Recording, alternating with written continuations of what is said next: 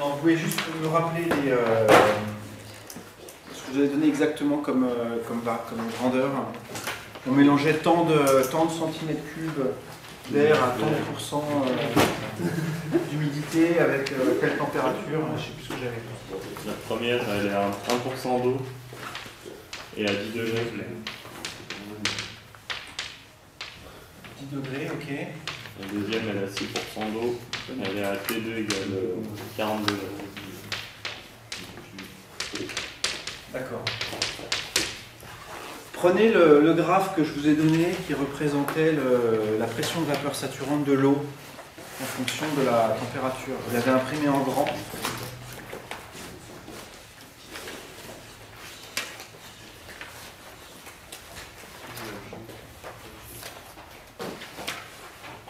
Et alors, donc regardez, on va déjà regarder les deux masses d'air qui sont ici, là. À 10 degrés Celsius, que vaut la pression de vapeur saturante? Combien vous lisez sur le diagramme?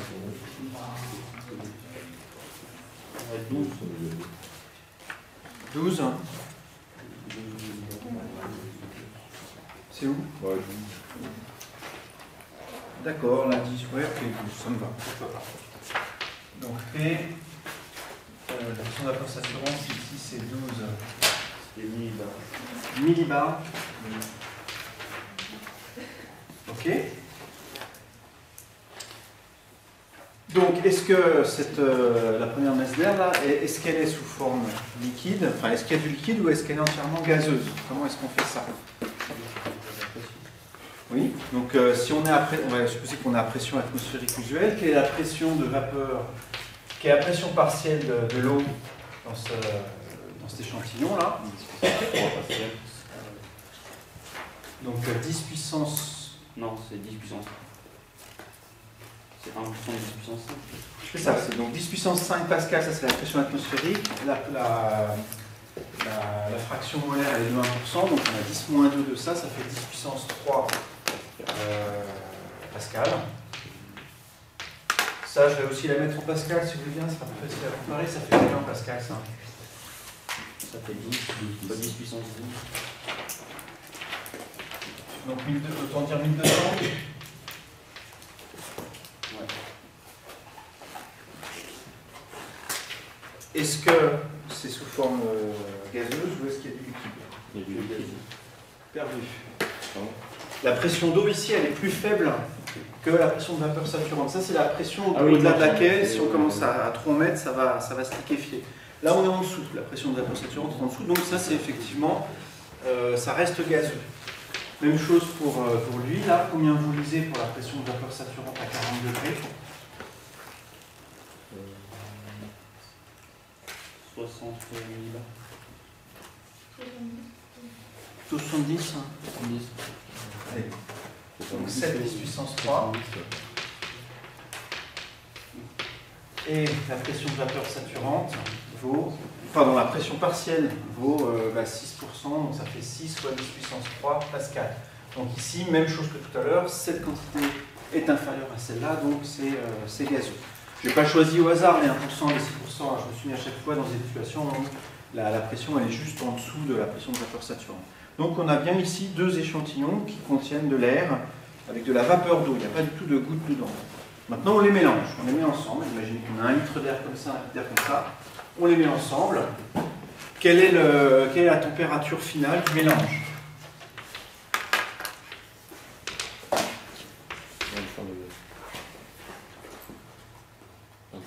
25 degrés, donc c'est la moyenne des deux, hein, on a deux masses d'air identiques, donc la température finale c'est la température moyenne, et quelle est la fraction molaire du mélange?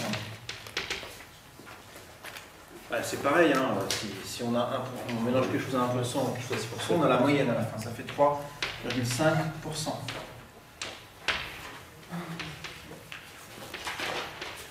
Voilà, dernier coup d'œil à la courbe que vous avez, que vaut la pression de vapeur saturante à 25 degrés.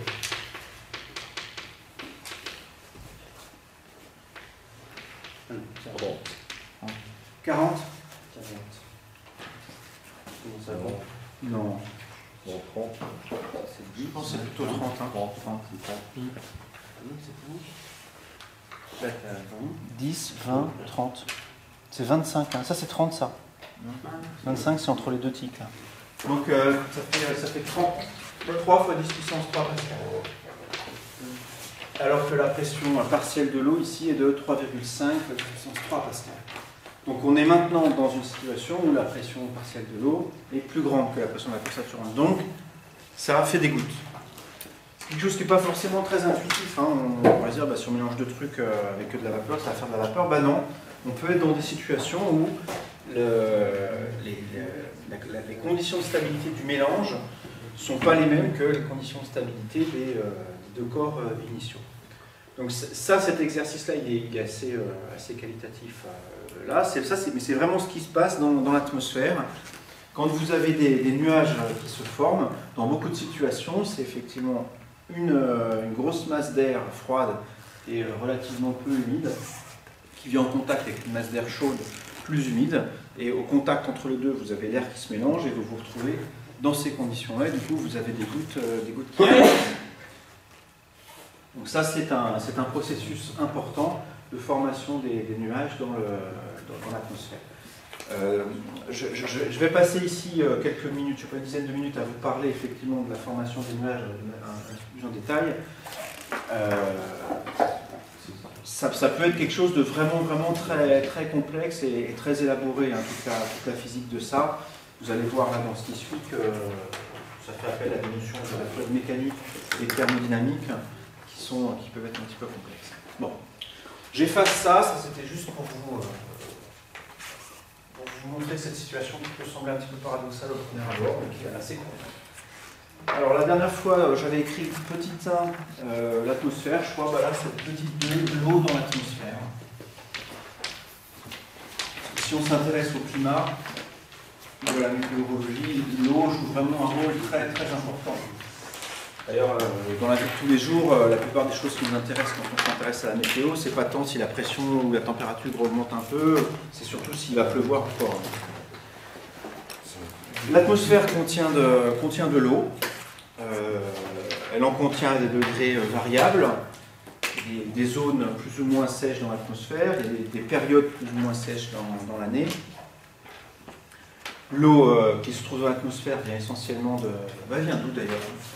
Qu'est-ce qui fait qu'il y a de l'eau dans l'atmosphère? L'évaporation des océans.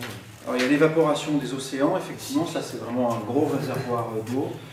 Et il y a les plantes aussi, hein, ça joue vraiment pas mal, ça, ce qu'on appelle l'évapotranspiration. Les plantes, elles ont tendance aussi à émettre de l'eau, à envoyer de l'eau dans l'atmosphère quand elles sont dans un environnement trop sec. Et donc cette eau peut passer du sol à l'atmosphère par ces deux processus-là, et elle peut passer aussi inversement de l'atmosphère au sol par tous les processus qu'on appelle précipitation, la pluie, la neige, la grêle, la rosée, tous ces machins. Alors donc, on vient de voir d'une part que l'eau peut se condenser par mélange. Ça, je l'ai écrit pour l'avoir là une fois pour toutes. L'eau peut se condenser par mélange de masse gazeuse.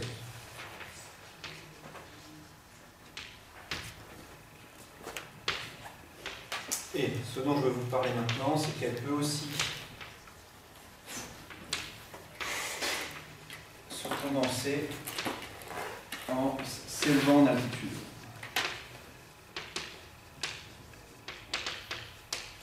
C'est quelque chose qui est aussi important, en particulier ici dans des régions où il y a des montagnes. On va voir que c'est vraiment comme ça aussi que les nuages peuvent se former. On a vu la dernière fois que si on trace en fonction de Z, il y a plusieurs grandeurs qu'on peut tracer, on peut s'intéresser à la pression. On a vu la dernière fois que la pression décroît quand on s'élève en altitude. On peut aussi s'intéresser à la température en fonction de Z. Donc ça, on a vu que la dernière fois, quand on avait un profil qui qui avait atteint une certaine stabilité, dans le sens où quand un petit échantillon d'air s'élève, eh ben, il revient à sa position initiale par la poussière Archimède. La poussière Archimède ne suffit pas à l'emmener très loin de sa position initiale. Dans ce cas, la température décroît en fonction de Z. Et on a aussi un profil qui peut être comme ça. Alors ça, c'est dans les régions vraiment basses de l'atmosphère. Je vous ai montré un graphe l'autre fois où il y avait plusieurs zones, ça pouvait remonter, décroître, etc. Là, dans ce que je vais raconter ici, c'est vraiment les couches les plus basses de l'atmosphère, c'est-à-dire on va s'intéresser à une échelle verticale de l'ordre de 10 km. Donc c'est vraiment le bas de l'atmosphère, on est dans cette région où la température a tendance à décroître en fonction de l'altitude. Tout ce qui est nuage, c'est vraiment plus petit que cette altitude-là. Quand vous prenez l'avion, un avion dans les vols internationaux, ça vole à peu près à une dizaine de kilomètres d'altitude et vous passez au-dessus des nuages. Vous les voyez vraiment de haut, les nuages. Alors, pourquoi est-ce que je vous ai tracé ces deux grandeurs-là, pression et température? Ben ça, c'est parce que vous vous rappelez, maintenant je vais vous tracer un troisième diagramme qui représente la pression en fonction de la température. Vous vous rappelez qu'on peut tracer pour l'eau, comme pour tous les corps purs, ce qu'on appelle un diagramme de phase, où vous avez ici le gaz, vous avez ici le liquide, vous avez ici le solide. Et à faire attention, pour l'eau, quand on augmente la pression, on passe de solide à liquide. Non mais c'est ça, c'est correct pour l'eau. On a ici le point triple et là le point critique. Le point qui est ici, il a une température d'à peu près 0 degrés Celsius. Dans l'atmosphère, on va être à des températures qui vont être autour de ce point triple là. Et là, dans la pièce ou dehors en ce moment, là, l'air est complètement sec. Donc on est dans une... enfin, il est sec. L'air... Alors, je vais peut-être faire un point de vocabulaire plutôt que de préciser à chaque fois. Ce que je vais appeler l'air sec, c'est de l'air dans lequel il peut éventuellement y avoir de l'eau, mais elle est sous forme vapeur. On n'a pas de gouttes. On ne se rend pas compte finalement qu'il y a de l'eau dans l'atmosphère. Donc quand c'est le cas, ça veut dire que l'eau qui est dans l'atmosphère est dans cette région ici. Quand l'eau est dans cette région-là, donc c'est de la vapeur et on ne se rend pas spécialement compte qu'il y en a. Imaginons qu'on parte d'une situation, on soit ici à une certaine altitude, au sol, voilà, avec une certaine valeur de la pression, une certaine valeur de la température. Pression et température de 1 point sur ce diagramme-là. On vient de dire que, supposez que l'air est sec, donc on a ici, on est dans la région gazeuse de ce diagramme ici. La pression et la température décroissent quand on s'élève en altitude. Donc ça veut dire que dans le diagramme qui est ici, on va aller plutôt dans quelle direction? On va aller vers le bas et vers la gauche. La température décroît et la pression décroît. Donc on va aller par là-bas. Donc on a, avec la flèche que j'ai tracée ici, ça veut dire qu'on va rester, en s'élevant en altitude, on va rester dans la région où l'eau est sous forme de vapeur. Cependant, si je dis simplement on va vers le haut, vers le bas et vers la gauche, la flèche n'est pas nécessairement comme ça. On peut aussi imaginer que la pression décroît assez lentement. On fasse quelque chose comme ça. Là, j'ai un peu exagéré dans ça, mais ça, c'est aussi quelque chose qui va vers la gauche et un petit peu vers le bas. Donc, si la pression ne décroît pas assez rapidement, on peut être dans une situation où l'eau ici devient liquide. Quand on arrive à cet endroit-là, on monte en altitude, et il peut arriver à un point ici où on a un croisement, et l'eau devient liquide. Donc, on peut avoir une région là-dedans, une certaine altitude. Là, si je vais lire la température qui est ici et que je la reporte sur le diagramme, ben voilà, ça me donne l'altitude ici, à laquelle l'air, si vous prenez une parcelle d'air et puis que vous la faites monter un peu, et ben à cet endroit-là, l'eau qui est dedans va se mettre à se condenser. Alors, je vous rappelle, la pression qui est ici, ça c'est le diagramme de l'eau. Ce qu'il faudrait tenir compte ici, si on veut vraiment étudier de l'air qui contient de la vapeur d'eau, la pression qu'il faut considérer ici, c'est la pression partielle de l'eau. Donc la valeur de la pression à laquelle la vapeur d'eau pourrait se condenser dépendrait de la fraction d'eau qui se trouve dans l'air. Ça serait d'autant plus difficile à condenser que l'air est pauvre en eau. Bon. En tout cas, ça c'est vraiment ce qui se passe dans la vie de tous les jours là. Vous avez de l'air qui peut être éventuellement amené à une altitude différente et à une certaine altitude, elle se met à se condenser et ça c'est le bas du nuage. Vous avez ici un nuage qui se forme, vous avez vraiment une altitude à laquelle se forme le nuage dans une condition atmosphérique donnée, c'est-à-dire pour un profil de pression et pour un profil de température donnée et pour une certaine fraction d'eau dans l'air, c'est un certain taux d'humidité de l'air.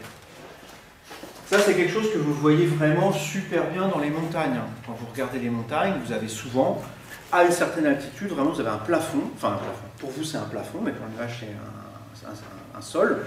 Vous avez une altitude à laquelle l'eau se condense et ça fait un truc vraiment plat. Des fois, ça peut même être impressionnant tellement c'est plat. Le bas des nuages, parfois, ça semble vraiment super, super plat. Ben, c'est vraiment ça qui se passe. Ça marque la limite. Ce que vous voyez marque la limite thermodynamique de la traversée ici de la région entre gaz et liquide pour l'air considéré. Alors maintenant, je vous ai dit ici que l'air peut être amené ici à une altitude plus grande. Comment est-ce que ça se fait ça? Si vous avez de l'air dans la pièce ou dehors ici, l'air qui est ici ne va pas aller se retrouver spontanément là-bas. Donc il faut qu'il y ait des processus. Vas-y. Par convection thermique?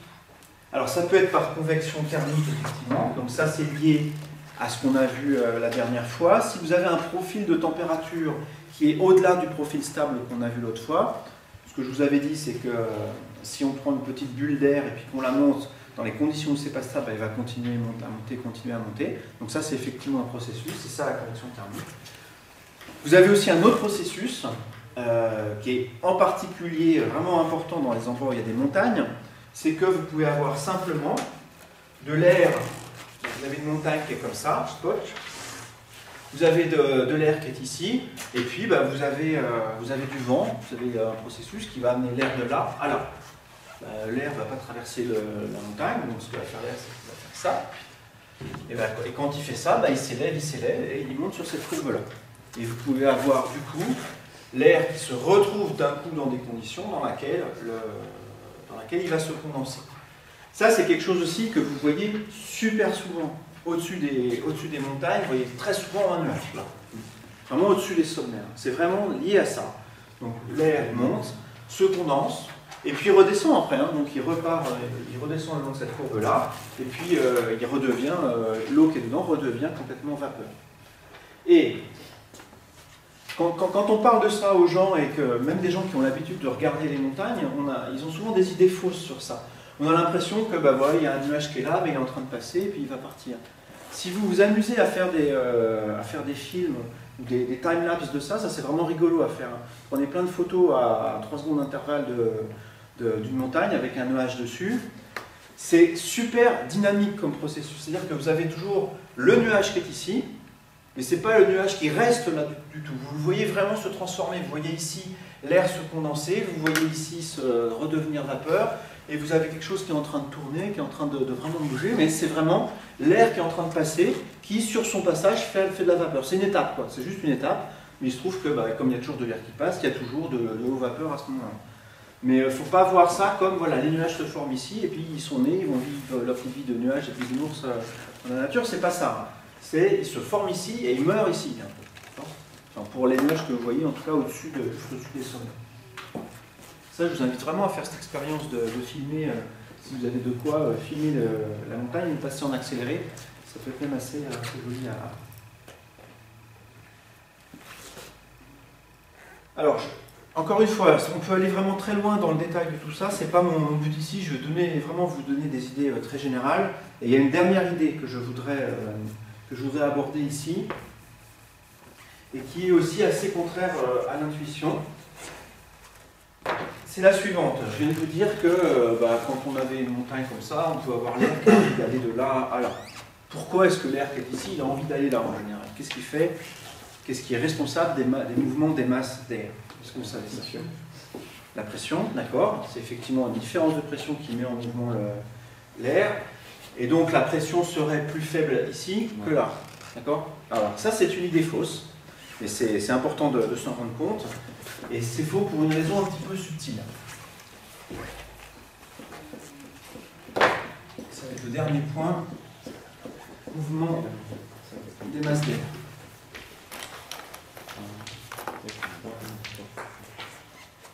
Imaginez ici qu'on ait une région de pression, de haute pression, et ici une région de basse pression. Effectivement, avec l'interprétation mécanique de la pression qu'on a vue, l'air va avoir envie d'aller de là à là. Ça c'est vrai. L'air va avoir envie de faire ça. Bon. Cependant, on est sur la Terre. La Terre est un corps qui est en train de tourner sur lui-même.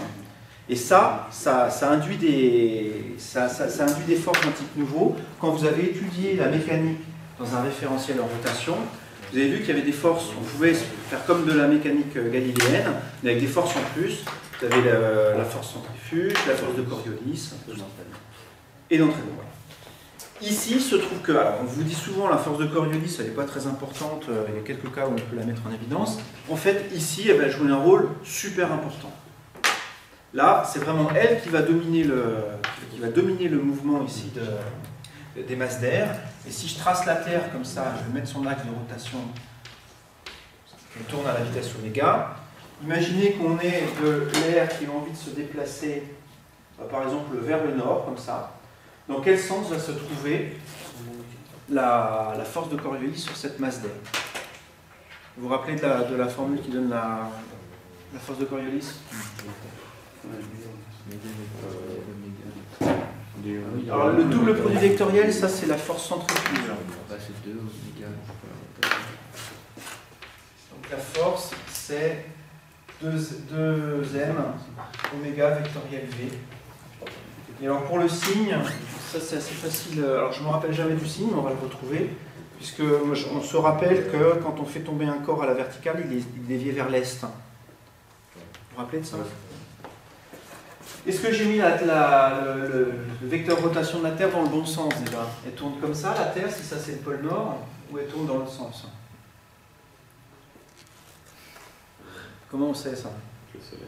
Ouais, le soleil il se lève où? À l'est. Donc si on met le soleil ici, la Terre effectivement, elle va dans ce sens-là, parce que vous êtes ici, et c'est vers l'est que le soleil va se mettre à apparaître. Donc ça c'est le bon sens de rotation. Ça c'est fait. Maintenant si on a un corps qui est en train de tomber comme ça, si j'applique bêtement l'expression qui est ici, oméga est vers le haut, le vecteur oméga il est comme ça, V est vers et par là-bas, donc oméga vectoriel V, ça fait quelque chose qui va vers l'ouest. Je me suis trompé dans le signe ici. C'est V vectoriel V. Ça donne effectivement quelque chose qui dévie les corps vers l'est quand ils tombent. Maintenant, une fois qu'on a cette expression-là, c'est pas un corps qui est en train de tomber ici, c'est une masse d'air qui a envie d'aller, par exemple, d'une région de haute pression qui est ici vers une région qui est de basse pression. Dans quel sens est le moins oméga vectoriel V pour la masse d'air qui est ici?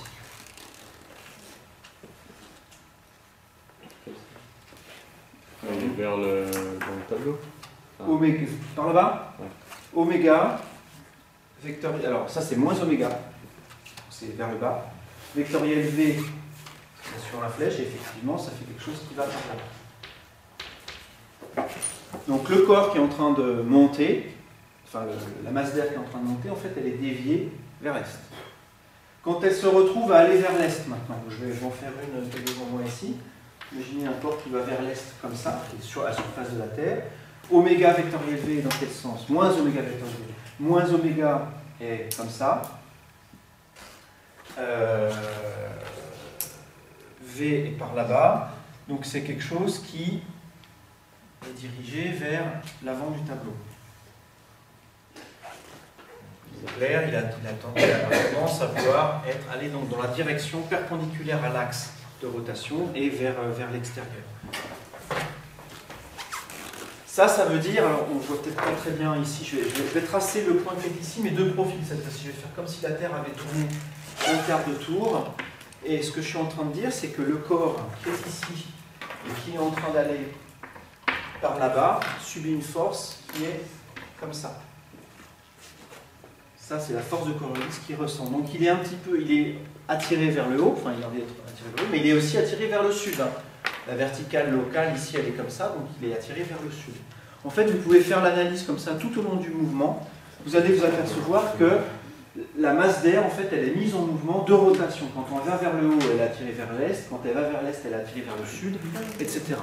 Et en fait, quand on a une région de haute pression et de basse pression comme ça, dans l'hémisphère nord, parce que là j'ai mis le point dans l'hémisphère nord, ce qu'a envie de faire le corps, c'est d'aller directement de là à là, mais à cause de la force de Coriolis, ce qu'il fait, c'est pas ça. C'est qu'il se met à tourner dans ce sens. Et en fait, il se met à tourner, je vais montrer qu'il tourne autour des régions de haute pression. Et la force de Coriolis, elle est suffisamment importante, ou plutôt c'est l'échelle spatiale en fait qui est suffisamment grande, pour que la force de Coriolis domine ces processus-là, et finalement l'air ne se déplace pas perpendiculairement aux régions, aux isobars, mais il se déplace le long des isobars. Ça, c'est pas du tout intuitif. Hein.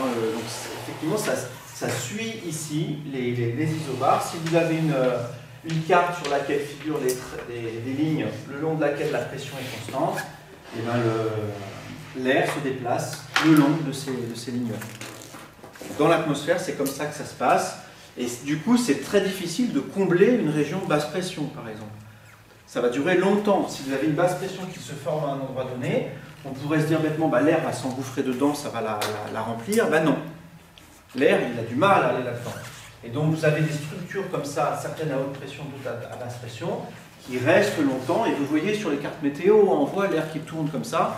Et puis la région centrale qui se déplace ou qui ne se déplace pas, mais qui reste en fait, hein, sur des échelles de plusieurs jours, plusieurs semaines, plusieurs mois, plusieurs années. C'est-à-dire vraiment des régions qui sont là tout le temps. Ça fait des constantes dans le climat qui sont liées à la présence d'une région de haute pression et de basse pression. Quand je fais ça, on dirait le mec qui fait la météo, c'est trop bien. Arrêtez. Voilà, donc ça c'est simplement pour vous dire que cette force-là que vous avez étudiée en étudiant les référentiels non galiléens, elle a un effet super important sur le déplacement des masses d'air à la surface de la Terre. Donc c'est pour ça, hein, je disais tout à l'heure que ça peut être un petit peu compliqué, l'étude du climat. Ben voilà, il faut faire de la dynamique des fluides dans un référentiel non galiléen, il faut faire de la thermodynamique et mélanger tout ça. Et du coup, ça peut être un petit peu compliqué. Il faut aussi comprendre comment est-ce que les régions comment est-ce que l'air est chauffé par le soleil, comment se forment les régions de haute pression et de basse pression par exemple. Les basses pressions, ça se fait quand vous avez du soleil qui arrive et qui chauffe cette région-là, donc ça la détend et la pression diminue. Donc il faut aussi comprendre comment le rayonnement solaire est absorbé par la Terre. On va en dire un mot tout à l'heure sur la partie suivante. Ok, est-ce que vous avez des questions sur ça? Non. Donc j'arrête ici ce paragraphe un petit peu parenthèse, c'est ce chapitre parenthèse sur les points liés à la météo. Et on va revenir à des choses un peu plus directement reliées au cours de thermo. On va s'intéresser maintenant, dans le dernier ou l'avant-dernier chapitre, ça dépendra de ce qu'on aura le temps de faire, sur les transferts de chaleur. Ça fait le chapitre 10.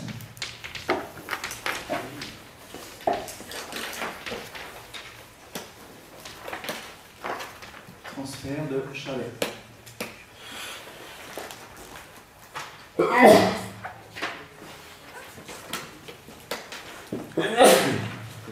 Merci.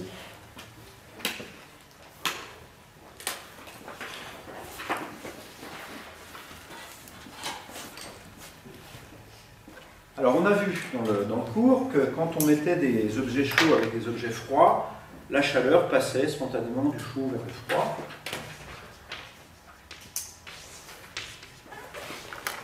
Donc ça on l'a dit de manière générale. On a le second principe qui nous dit effectivement que ça doit se faire nécessairement et les conditions dans lesquelles ça se fait.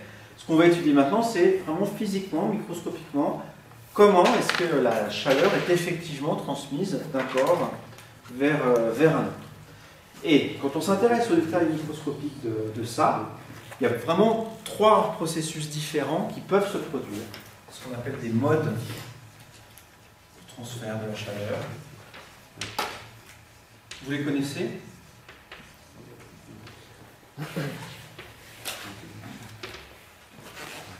Vas-y. Rayonnement, conduction, convection. Ok. Rayonnement, conduction et convection. Je vais les mettre dans l'ordre dans lequel je vais les traiter ici. Conduction, convection et rayonnement. Alors, tu peux me dire en détail la différence entre les trois? La conduction, c'est un déplacement de chaleur avec déplacement de matière. Non, la convection. Ça, c'est la convection, d'accord. La conduction, c'est un déplacement de chaleur sans déplacement de matière. D'accord. Et le rayonnement, direct. Bon, c'est du rayonnement. Bon. Ouais. Ok. Le rayonnement, c'est du rayonnement. On verra tout à l'heure, mais bon, ça rayonne de l'énergie électromagnétique, de la lumière ou d'autres choses. Alors, on va revenir un peu sur tout ça. Donc, effectivement, le processus de conduction, c'est le suivant. Au niveau microscopique, c'est vraiment ça. Vous mettez deux corps en contact, par exemple des solides. C'est là où vraiment on voit le mieux le phénomène de conduction. Et ce solide, il a des atomes qui sont ici. Ça, c'est censé être des atomes. Celui d'à côté, il a d'autres atomes aussi là. Et dire qu'un corps est à une certaine température, je vous rappelle que la température, c'est lié à l'agitation thermique des constituants du corps. Donc dire que le corps qui est ici est plus chaud que celui-là, ça veut dire que les molécules, les atomes qui constituent le solide ici, sont plus agités que ceux qui sont là. Donc il faut voir ça de manière dynamique. Vous avez ici un corps avec dedans des atomes qui bougent autour de leur position d'équilibre avec des vitesses assez importantes, une grosse agitation thermique, et vous avez lui qui est froid, qui bouge doucement, avec des mouvements de petite amplitude. Si vous les mettez côte à côte, le corps qui est ici, il va envoyer valdinguer les atomes qui sont là, donc il va les agiter. De proche en proche, ces atomes-là plus agités vont aller agiter les suivants, etc. Et donc vous allez avoir comme ça le corps froid qui va devenir de plus en plus chaud parce que ces atomes sont de plus en plus agités. Inversement, lui, en tapant, les atomes qui sont ici, en tapant sur ceux-là, ils perdent un petit peu d'énergie cinétique, donc ils s'agitent un petit peu moins fort. Donc comme ils s'agitent moins fort, ceux qui sont là, en leur tapant dessus, leur redonnent un peu d'énergie, mais eux en perdent, et vous avez en fait une perte d'énergie aussi qui se propage comme ça de là à là, et vous avez ce corps-là qui globalement devient plus froid. Donc, le corps chaud devient plus froid, le corps froid devient plus chaud, c'est vraiment juste un phénomène mécanique de transfert d'énergie cinétique, une quantité de mouvement entre les atomes de ce corps-là et celui-là. Ça, ce processus-là, c'est ce qu'on appelle la conduction. Et comme le disait le camarade, il n'y a effectivement pas de transfert de matière. C'est-à-dire que les atomes qui sont ici sont les mêmes au début et à la fin du processus. C'est juste l'état dans lequel ils sont, leur agitation thermique, qui a changé. Pour un solide, ça c'est un processus important, c'est même souvent celui qui domine. Si maintenant on fait la même expérience de penser non pas avec un solide mais avec un liquide ou un gaz, ça continue à se produire, mais il y a aussi un autre phénomène qui va se produire en même temps, c'est-à-dire que si c'est un liquide, vous allez avoir les molécules qui sont de ce côté-là, qui sont plus agitées que celles-là, donc qui vont plus vite que celles-là, et vous allez avoir ces molécules-là qui vont se mettre à les pénétrer là-dedans. Elles ont des énergies cinétiques importantes, puisque on a supposé que c'est un corps chaud qui est ici, donc elles emportent avec eux leur énergie cinétique, et donc vous vous retrouvez ici localement là-dedans, avec un mélange de molécules, certaines qui ont des énergies cinétiques faibles, d'autres qui ont des énergies cinétiques importantes, et du coup l'énergie cinétique moyenne à chaque endroit, elle augmente du fait qu'on a apporté des molécules plus énergétiques. Donc ça, c'est ce qu'on appelle la convection maintenant, c'est les molécules qui vont d'un endroit à l'autre en apportant avec elles leur énergie cinétique. Donc là, il y a cette fois-ci déplacement de matière, et du coup, comme ça a emmené de l'énergie cinétique par atome est plus importante ici, donc la température a augmenté, l'agitation thermique a augmenté.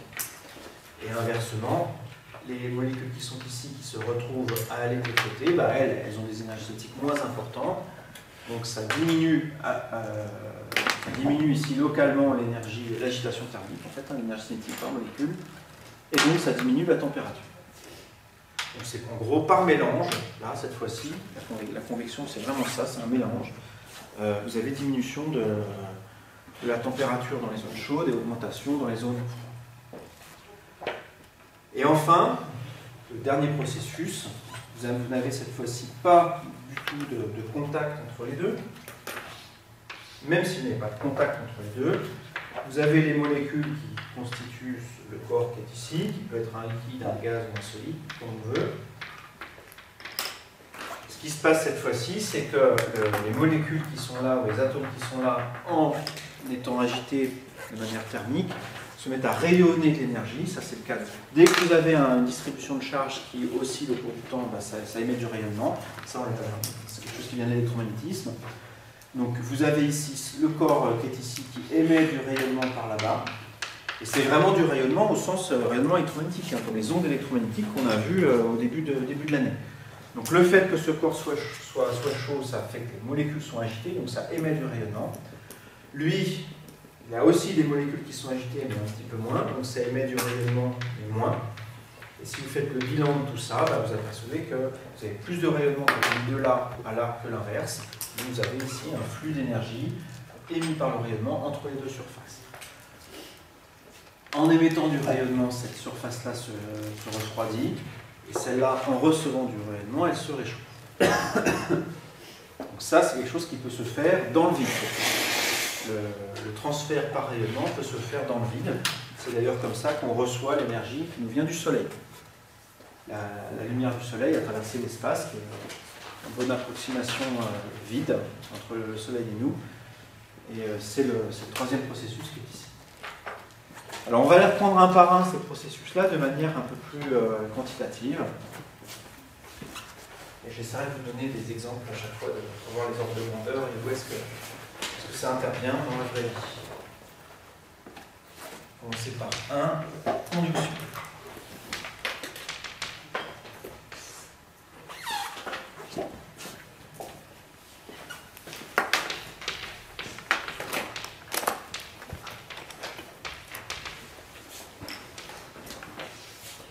On va commencer par ce qui s'appelle la loi de Fourier.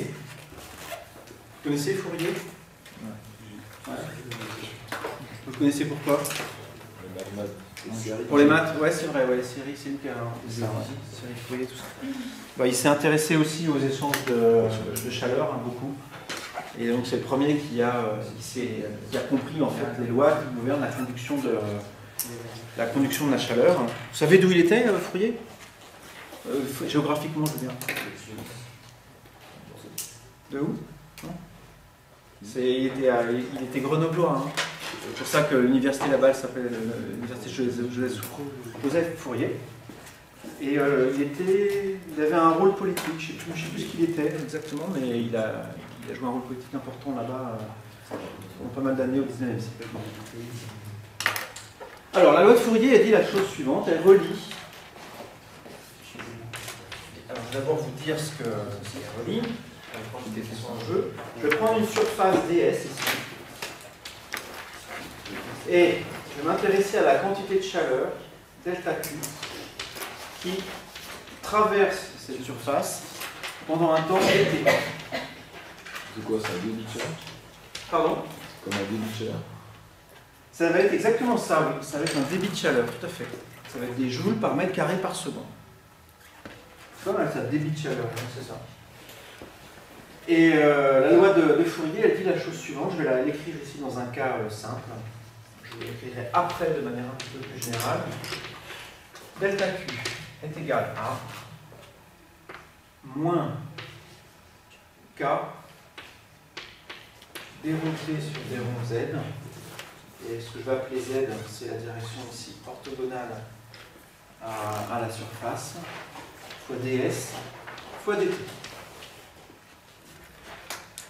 Donc, il y a plusieurs choses importantes ici. Bon, les choses un petit peu évidentes, c'est que c'est proportionnel à ds, c'est-à-dire que si vous avez une situation dans laquelle vous avez de la chaleur qui passe de là à là, si vous prenez une surface 2 fois plus grande, vous allez avoir 2 fois plus de chaleur qui traverse. C'est proportionnel à dt, c'est-à-dire que flux de chaleur donné, si vous attendez 2 fois plus longtemps, vous allez avoir 2 fois plus de chaleur traversée. Okay. Ensuite, les choses qui ne sont pas évidentes, c'est le fait que ce soit proportionnel à la dérivée spatiale de la température. Ça, c'est ce qu'on va appeler le gradient de la température. Donc plus la température décroît rapidement, ou croît rapidement en fonction de z, plus elle varie rapidement, plus les échanges de chaleur vont être importants. Si vous mettez un truc tiède et un truc tiédasse, ça va faire un petit échange de chaleur. Vous mettez un truc super chaud, un truc super froid, ça va aller super vite à passer. Vous avez le signe moins ici. Le signe moins, ça, il exprime la deuxième loi de la thermodynamique. C'est-à-dire que spontanément, la chaleur va passer de la région chaude vers la région froide. C'est-à-dire que si vous avez ici du chaud et là vous avez du froid, quel est le signe de dt sur dz?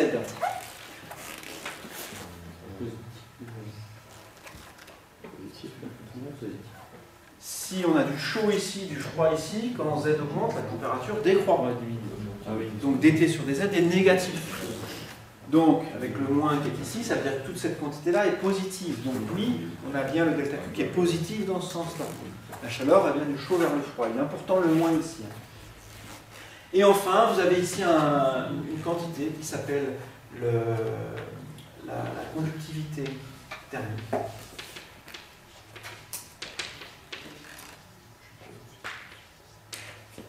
Et ça, c'est quelque chose qui dépend du milieu dans lequel on est.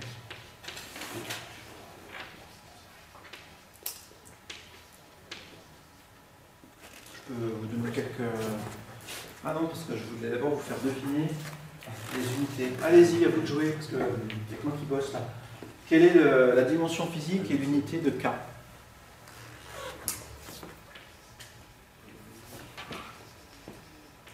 Le système international. Vous avez 2 minutes.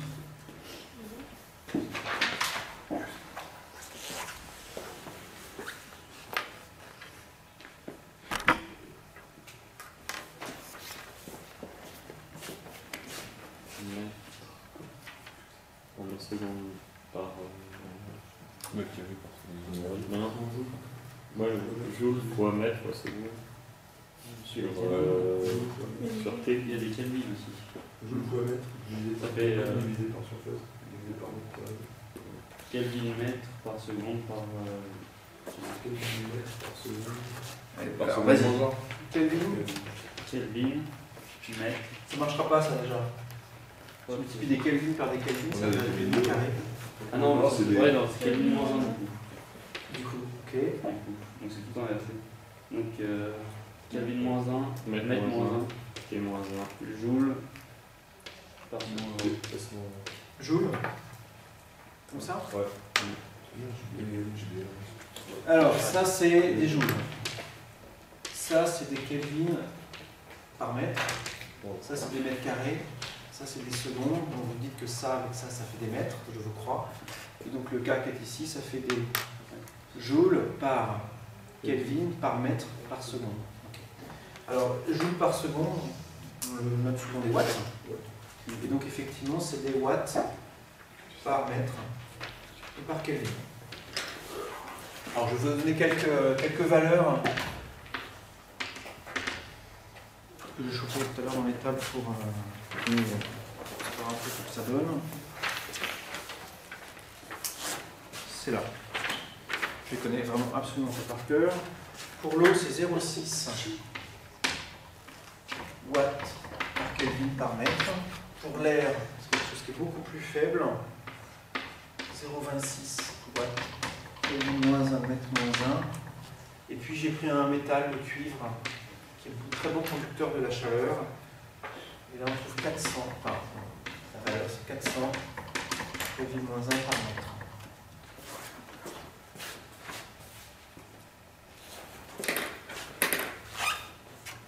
Ça s'appelle conductivité parce que ça indique effectivement la capacité à conduire la chaleur. C'est-à-dire que pour une même valeur de d rond t sur d rond z, pour une même valeur du gradient de la température, toutes choses étant égales par ailleurs, ça c'est le cas qui est ici, nous indique l'énergie qui va effectivement passer de là à là, la quantité de chaleur qui va passer de là à là par unité de temps et par unité de surface.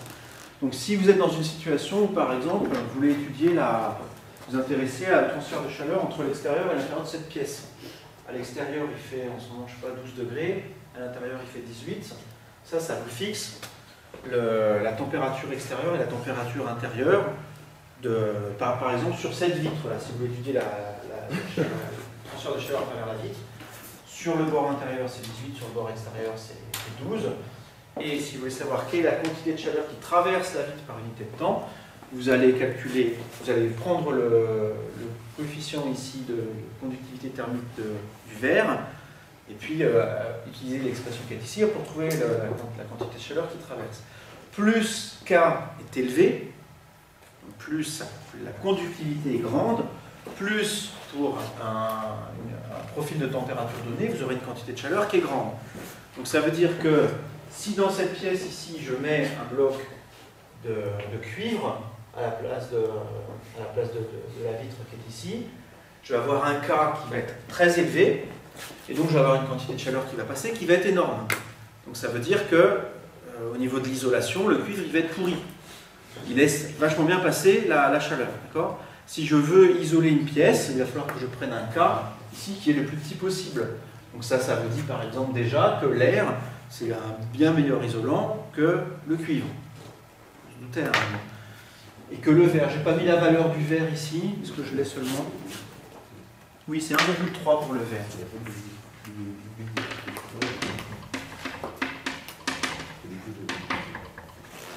Ça, c'est la raison, hein, si vous comparez la valeur pour le verre et pour l'air, c'est la raison pour laquelle, quand on veut isoler une pièce, on peut prendre de l'air, mais on en met deux, et on met de l'air à l'intérieur. Donc ça fait une lame d'air, et la conductivité thermique de l'air étant beaucoup plus faible, vous avez un transfert de chaleur qui est plus faible aussi. Donc ça isole effectivement. Si on met du vide, ça fait... c'est que par rayonnement. Oui, si on met du vide, effectivement, pour le vide, ça serait 0, vraiment 0, d'accord ? Et donc ce processus-là donnerait delta Q égale 0. Donc il n'y aurait pas de transfert par conduction avec du vide, effectivement. Après, c'est pas du tout évident à faire du double vitrage avec du vide dedans, hein, parce que du coup la pression du côté, ça ferait toucher les bouts. Si, ils ont fait. Oui, mais c'est beaucoup plus difficile, donc c'est pas un truc que tu vas acheter au même prix. C'est les calorimètres qui marchent comme ça. Oui. Tout à fait, exactement, oui.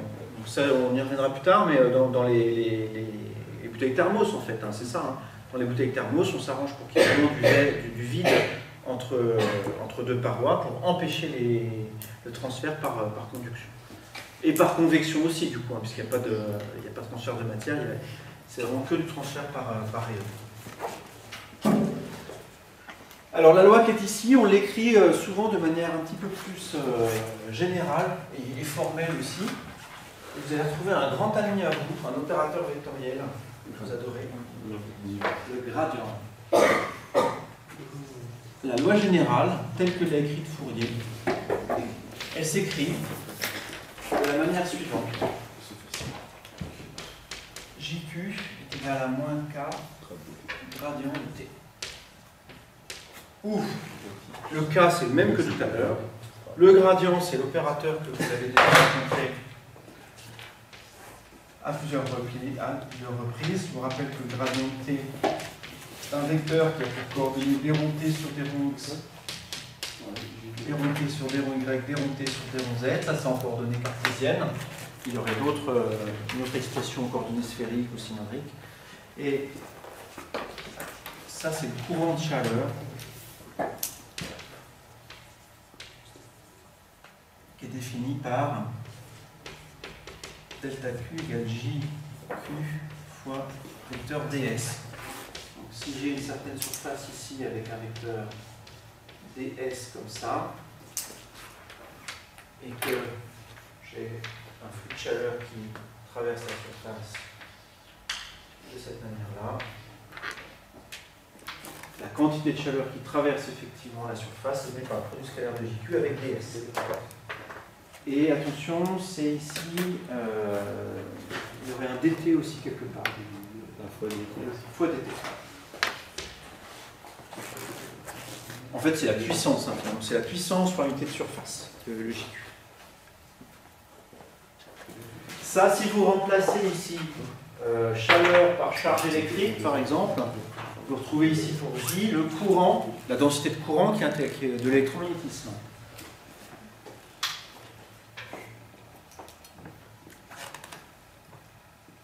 Donc l'expression qui est ici, elle est plus générale, elle permet d'étudier les transferts de chaleur dans des cas tridimensionnels où la température pourrait avoir des structures compliquées, variées spatialement de manière complexe.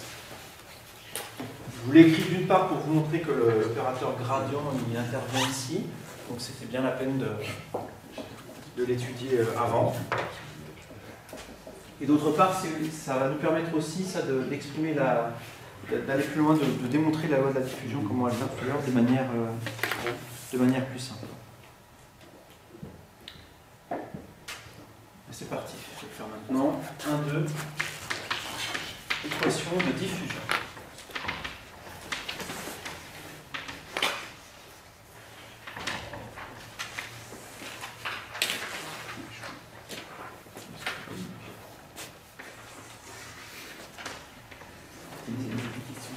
Vous avez retrouvé un type de raisonnement qu'on a déjà vu ensemble au début de l'année en électromagnétisme, mais on retrouve vraiment dans plein de situations différentes. Je vais faire un bilan sur une surface fermée, un bilan de l'énergie qui traverse la surface, donc sur vraiment l'ensemble de la surface.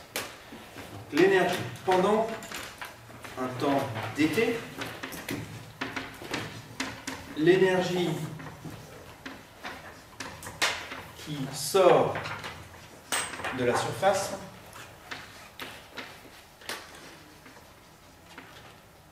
s'écrit.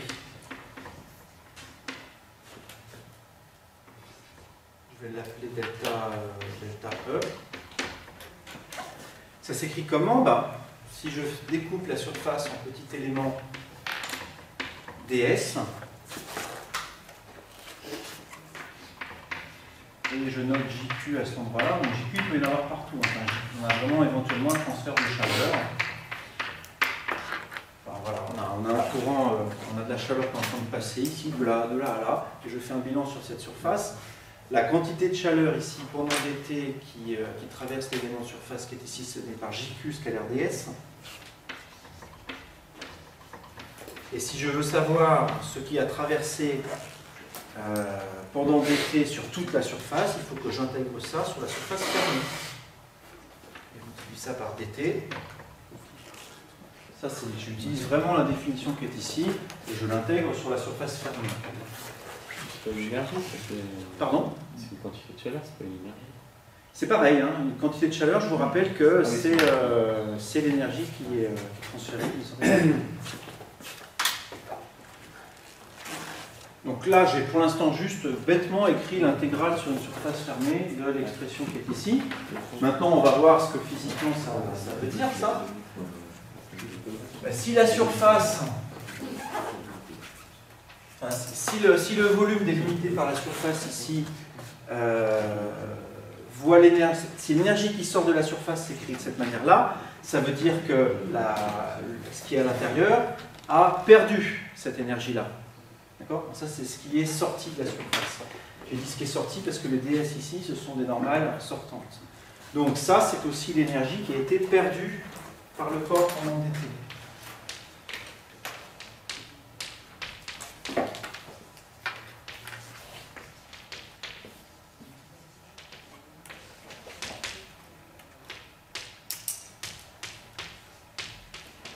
JQ scalaire ds fois dt.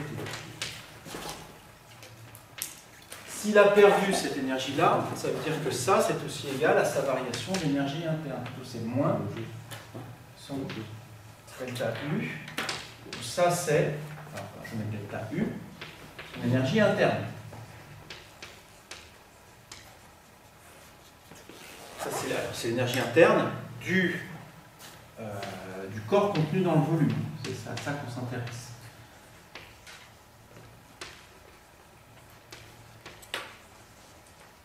Donc, c'est la fin du bilan. L'intégrale de JDS sur la surface fermée, c'est égal à moins la variation d'énergie interne du corps. On va faire une transformation similaire à celle qu'on a déjà fait en électromagnétisme. Vous vous rappelez sans doute pas que l'intégrale sur une surface fermée de J, ça s'écrit aussi comme une intégrale volumique. Vous vous souvenez de ça? L'intégrale de JDS, c'est l'intégrale volumique de quelque chose fois dV. C'est de la divergence de J. Ça, on l'a vu en électromagnétisme, où c'était ici, on avait appliqué ça pour étudier le théorème de Gauss. On avait l'intégrale de EDS qui était liée à l'intégrale de la divergence de E. La divergence de E, c'était ρ, la densité de charge, donc tout ça, ça donnait la charge électrique contenue dans le volume. Bon. En tout cas, ça, c'est une loi générale des opérateurs vectoriels. Donc, si je l'applique ici, ça nous dit que l'intégrale sur tout le volume de divergence de JQ dV est égal à moins. Et le delta U qui est ici, je vais écrire le dt aussi. Le delta U qui est ici, je vais l'écrire d'une manière un tout petit peu différente. Je vais l'écrire comme delta U.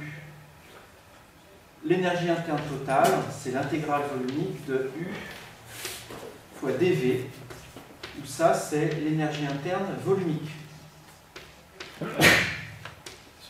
Merci. Donc, j'ai l'impression, on a peut-être l'impression que j'ai un peu compliqué les choses, dans le sens que grand U, c'était pas mal comme notation. À grand U, je le note intégrale de petit u fois dV, simplement parce que du coup, on a deux intégrales volumiques ici de chaque côté de l'égalité, et je vais pouvoir égaliser ce qu'il y a à l'intérieur des intégrales. C'est-à-dire que ça me dit que divergence de JQ plus d rond U sur d rond T est égal à 0.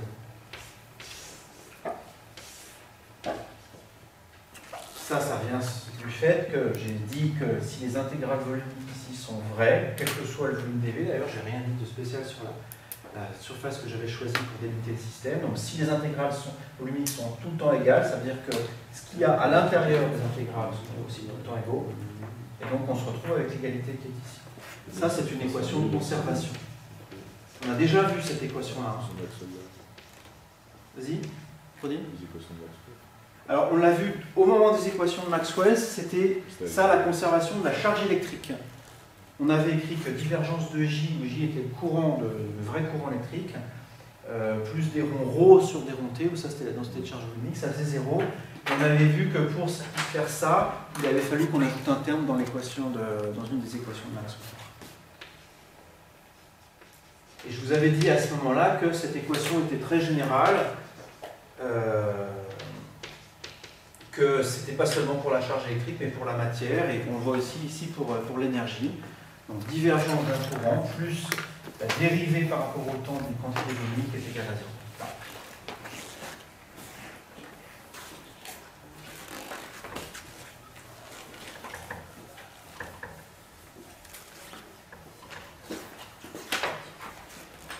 Et il se trouve que cette équation-là, quand on utilise maintenant la loi de Fourier pour exprimer J en fonction de la température, on va voir que ça se simplifie un petit peu.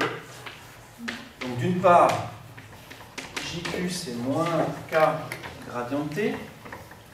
Ça c'est la loi de Fourier que j'ai écrite au début. Et par ailleurs, d rond U sur d rond T, ça je vais l'écrire en introduisant la capacité calorifique du corps. Ça, c'est C, d rond T sur d rond petit t. Température, temps. Ça, c'est la capacité calorifique volumique.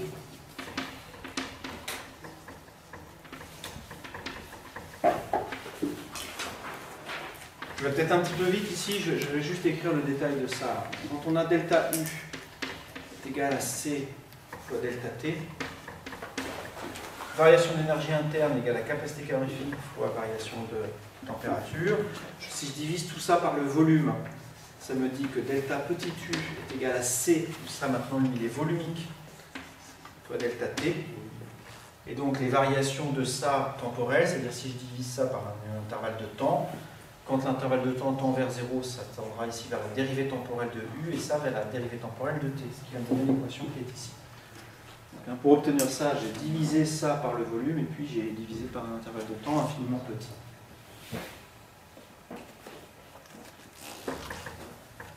Bon, ben si je mets ces deux égalités-là dans l'équation encadrée, le premier terme me dit que moins K divergence de gradient de T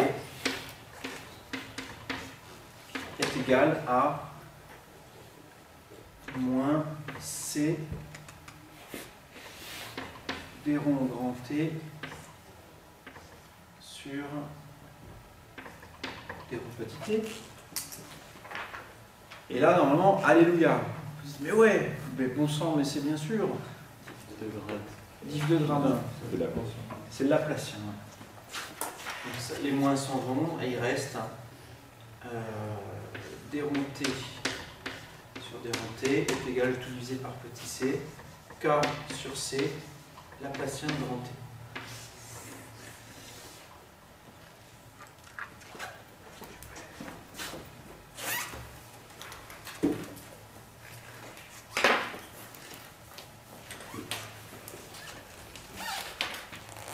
écrire ici.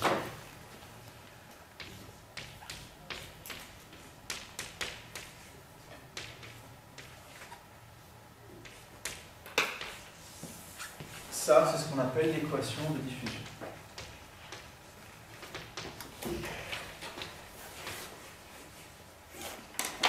Elle aussi, on la rencontre dans plein de domaines. Ici, on l'a pour la température, mais ça peut être aussi une équation qui régit le nombre de particules. Si vous prenez un liquide, vous mettez une petite tache d'encre. Voilà, les molécules d'encre, quand elles se propagent dans le liquide, vont avoir une densité qui est donnée par cette équation-là. On a plein de situations en physique où on rencontre cette équation.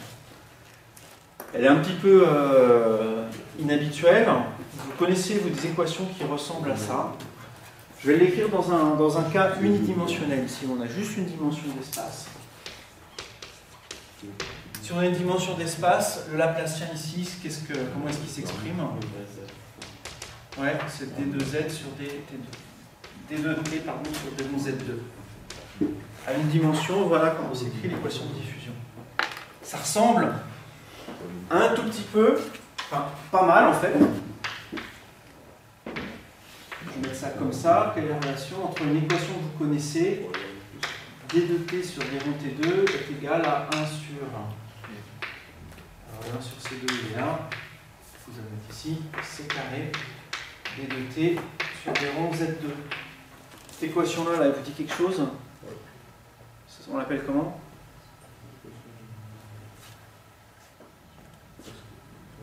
Ce serait un mot en 4 lettres plus un S au pluriel. Les ondes. Ça, c'est l'équation des ondes, effectivement. Les solutions de ça, c'est toute équation de la forme f de x moins ct et g de x plus ct, etc. On l'a vu. Ça décrit les ondes. Ici, l'équation qu'elle a, elle ressemble pas mal, sauf qu'on a ici, au lieu d'avoir une dérivée seconde, on a ici une dérivée première. Et bien, ça change tout. Ça change vraiment tout. Les solutions de cette équation-là ne sont pas du tout les mêmes que celle-là.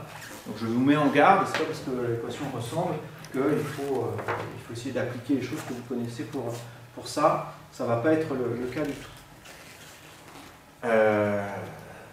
Il y a notamment quelque chose qui est vraiment très particulier à cette équation-là et qui est inhabituel pour vous, peut-être à ce stade, c'est le fait que, alors je vais revenir peut-être sur ce qui est naturel du coup, quand vous prenez cette équation-là, vous avez une onde, vous avez une solution de cette équation-là, n'importe laquelle, et vous vous amusez à remplacer t par moins t dans la solution que vous avez. Vous inversez le sens du temps.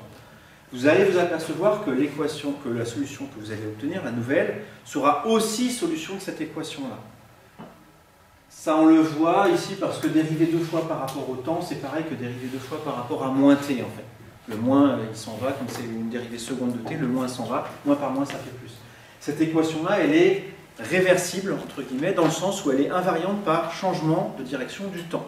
Vous prenez une onde, vous inversiez le sens du temps, c'est encore une solution. Si vous faites ça avec cette équation-là, ça ne marche pas. Si vous changez t en moins t là-dedans, eh ben, ça ne va pas du tout marcher. Vous aurez un signe moins qui va apparaître ici. Ce n'est plus la même équation. Donc les solutions que vous allez obtenir là-dedans ne sont pas invariantes par rapport à l'inversement du temps. Et là, donc, vous avez une irréversibilité déjà dans cette équation-là. Quand vous prenez une évolution temporelle qui est dictée par cette équation-là et que vous passez le film à l'envers, vous allez tout de suite voir qu'il y a quelque chose qui se passe qui ne va pas. Vraiment, alors, avant d'entrer dans les équations aujourd'hui ou la prochaine fois, juste je vous dis un petit peu le genre de solution qu'on a pour ça. Si à une dimension ici, vous prenez un profil de température qui est comme ça, par exemple, vous prenez quelque chose avec une température basse et puis vraiment un point chaud, hein, la température augmente ici, et puis rediminue.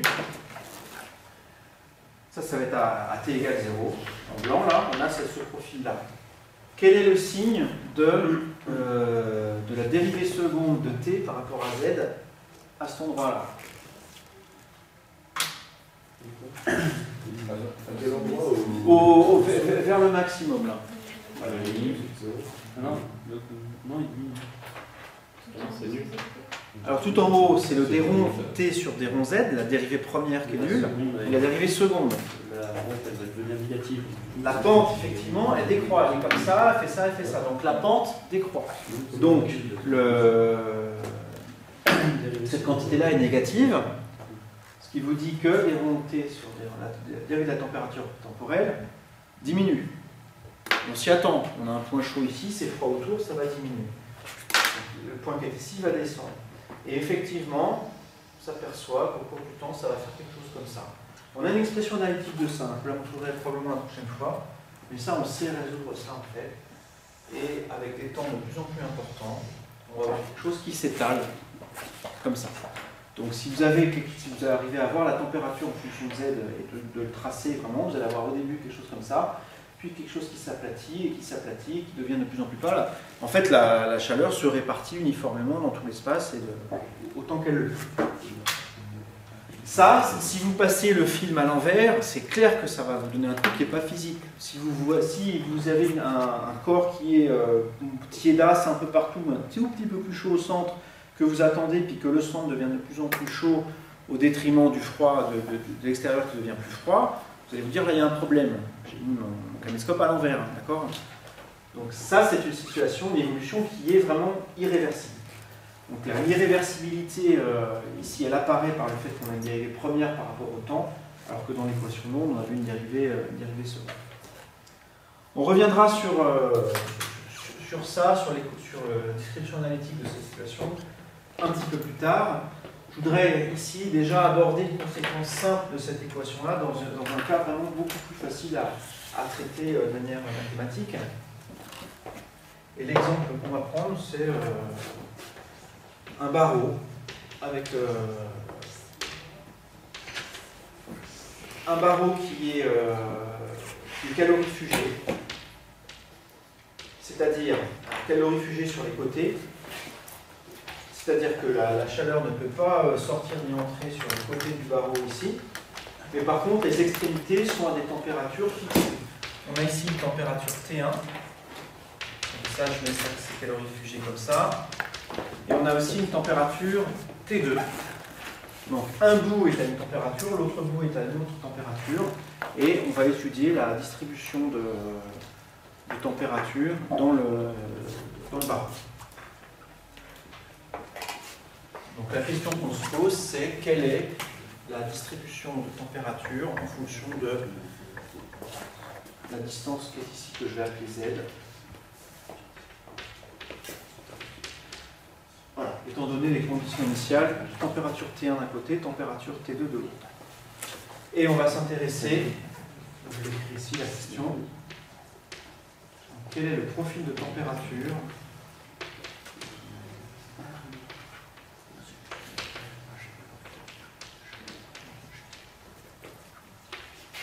lorsque la situation est stationnaire.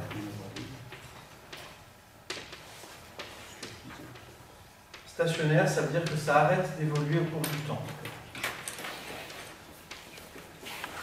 Donc on attend que la température soit bien fixée à une valeur donnée en tout point. C'est ce qu'on appelle le régime stationnaire. Qu'est-ce que ça va simplifier dans l'équation qui est ici? Régime stationnaire, ça veut dire que la dérivée temporelle ici est nulle.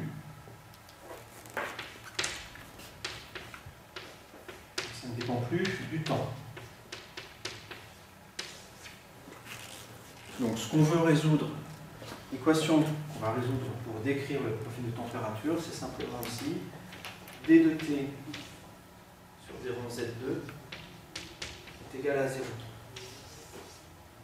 À vous de jouer. Là vous avez 1 minute 30 aussi, c'est plus simple que tout à l'heure. Dédivisez-en t de z. Si vous avez besoin de la longueur qui est ici, vous pouvez l'appeler L. Vous pouvez poser z égale à 0 ici.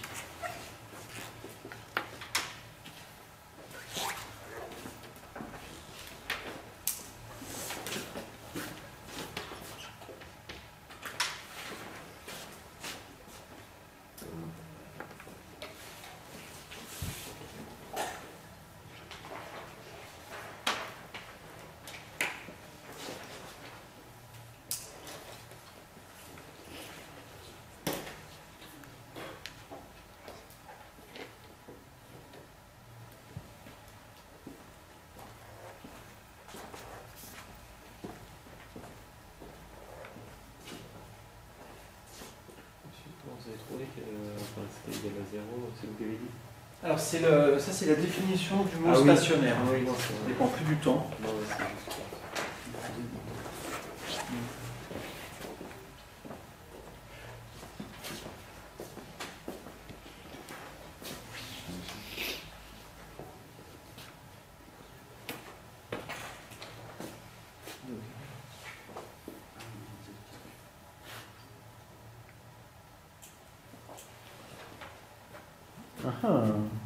ça.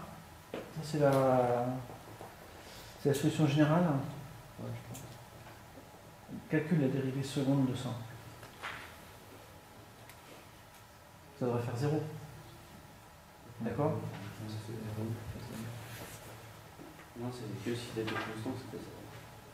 Non, Calcule la dérivée seconde de ça.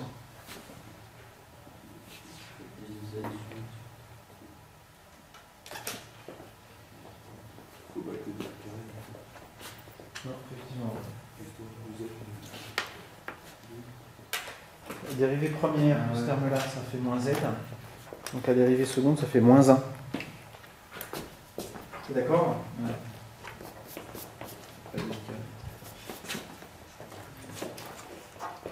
Alors, faisons-le bêtement entre guillemets, hein, comme on a déjà fait ça en méca, hein, mécanique 111, pas premier cours, vous arrivez, le premier truc qu'on vous dit c'est pour un corps qui est soumis à aucune force, la dérivée seconde de la position par rapport au temps, ça fait 0. On intègre ça 2 fois pour avoir la position. Ici, faisons-le, j'intègre une fois. Si j'intègre l'équation qui est ici, ça me dit que d rond t sur d rond z est égal à une constante. Je vais l'appeler petit a, vous voulez bien? Ok, j'appelle b. Ensuite, donc ça c'est une constante, je l'intègre une nouvelle fois par rapport au temps. Et ça me dit que t de z est égal à bz plus a. A est aussi une constante. Voilà la solution générale de cette équation-là. Maintenant que valent a et b, on a des conditions initiales. On connaît la température AZ égale 0 et on la connaît aussi AZ égale L. Donc on sait que T de Z égale à 0, c'est égal à T1, d'une part, et si je remplace Z égale à 0 là-dedans, ça fait simplement A. Donc voilà, ça me donne A. Ça vaut T1. Je sais aussi que T de Z égale L, ça vaut T2, et ça vaut aussi BL plus A. Donc ça vous dit que B est égal à T2 moins A, c'est-à-dire T2 moins T1 sur L. Donc T de Z, au final, est donné par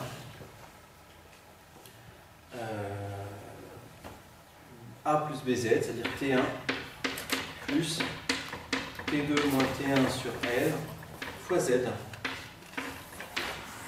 Voilà. La température augmente de façon linéaire avec la position dans le champ. Donc si on veut tracer le profil de température là-dedans, si on part de T1 et qu'on arrive à T2,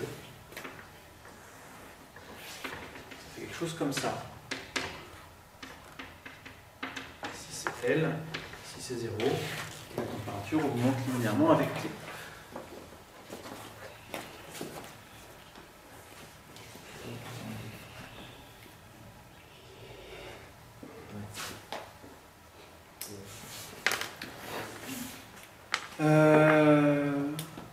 Alors allons un petit peu plus loin avec cet exemple-là. Calculons maintenant la quantité de chaleur, la puissance qui traverse effectivement le barreau. Pardon, j'ai laissé le dessin qu'on est sous les yeux. Voilà, et maintenant calculons delta Q sur delta S fois delta T pour le barreau. Ça c'est le courant chaleur.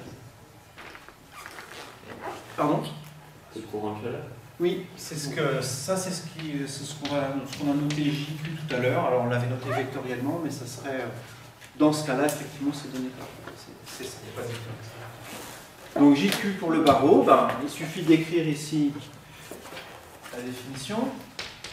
JQ c'est moins un quart d rond t sur des ronds Z. Et on vient de calculer T. Des ronds T sur des ronds Z, c'est B, hein, d'ailleurs, entre guillemets. Donc c'est T2 moins T1 sur L. Donc ça fait moins K. T2 moins T1 sur L.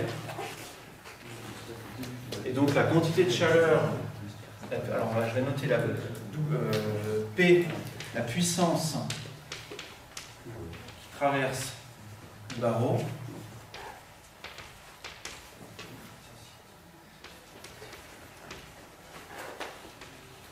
Ça va me gêner. Et bien, pour avoir la puissance, on multiplie. Je vous rappelle que JQ, c'est une quantité de chaleur par unité de surface et par unité de temps. Donc la partie puissance, c'est ça. Ça, c'est la puissance qui traverse une unité de surface sur le barreau. Donc j'ai besoin ici de savoir quelque chose de plus sur le barreau. Je vous ai dit qu'il avait une longueur L ici, qui était portée à une température T1 ici et T2 ici. Je vais aussi noter S, la section du barreau qui est ici. Et du coup P, puisque JQ c'est la puissance par unité de surface, pour avoir la puissance totale, il faut que je multiplie JQ par S. Et donc on trouve moins KS sur L, facteur de T2 moins T1.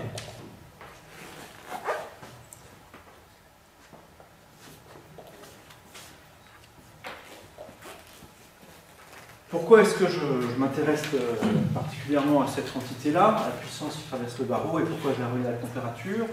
Parce que ça, c'est vraiment une quantité sur laquelle on tombe rapidement quand on s'intéresse, par exemple, à l'isolation d'une pièce ou d'un corps ou d'une maison. Une situation vraiment typique, c'est on a un système avec d'un côté une température T1, de l'autre une température T2, genre l'extérieur et l'intérieur de la pièce, et on a envie de minimiser cette quantité-là. On veut qu'il y ait le moins de puissance possible qui traverse le mur, qui nous sépare de dehors. Et du coup, on a envie de minimiser cette quantité-là quand on veut faire de l'isolation d'une pièce, par exemple. Donc ça vous donne déjà une première indication sur ce qu'il faut faire. Vous avez intérêt à diminuer la section des endroits où passe la chaleur. Si vous avez des endroits d'un matériau dans lequel la chaleur passe particulièrement bien, vous avez envie de diminuer leur section pour diminuer la quantité là. Vous avez aussi envie d'augmenter la longueur. Ça, c'est pour ça que quand vous avez une maison avec des murs des murs de château fort qui font 1 mètre de large, la température à l'intérieur elle est assez constante en général. Parce que justement la chaleur traverse très peu, elle a traversé une telle épaisseur de milieu. Et vous avez aussi envie de prendre un quart qui est petit, donc ça dépend uniquement du milieu que vous choisissez. Pour remarquer une analogie ici qu'on peut faire depuis le début, et je vais m'arrêter là pour aujourd'hui, vous avez une analogie vraiment très forte avec l'électricité.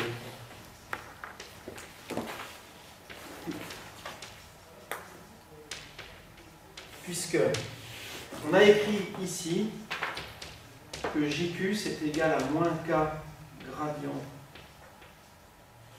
de T, et vous vous rappelez qu'en électricité, le courant de la densité de courant, au sens vraiment de charge électrique, c'est donné par sigma fois E. E, c'est le champ électrique. Sigma, c'est la conductivité électrique. Et vous vous rappelez que E, on l'exprime en fonction du potentiel électrique. E, c'est moins gradient de V. Donc tout ça, c'est moins sigma gradient de V. Vous avez ici la densité de courant qui est reliée au gradient d'une certaine quantité. Donc ça ici c'est l'analogue de la température. Et du coup le sigma ici, la conductivité électrique ici, est analogue de la conductivité thermique dans ce cas-là. Donc ce sont dans les deux cas des conductivités. Ça indique comment est-ce que le corps conduit, dans un cas l'électricité, et dans l'autre, la chaleur. On peut pousser l'analogie plus loin, parce que les calculs qu'on a fait ici, là, par exemple pour le flux de chaleur à travers un barreau, on le fait aussi en électricité, pour savoir le courant de charge entre là et là.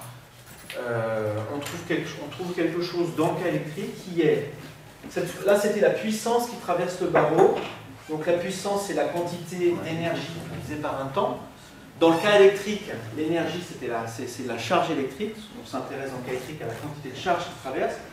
Charge électrique divisée par temps, c'est un courant, un vrai courant, le I là, dans U égale R. Donc ici, dans le cas électrique, vous écrivez que I, c'est égal à U sur R, différence de potentiel sur résistance. Et bien ici, on peut écrire quelque chose de similaire. P, on peut écrire que c'est T2 moins T1 sur R TH, c'est-à-dire écrire ça sous une forme qui est vraiment analogue à celle-là, où on introduit ce qu'on appelle une résistance thermique.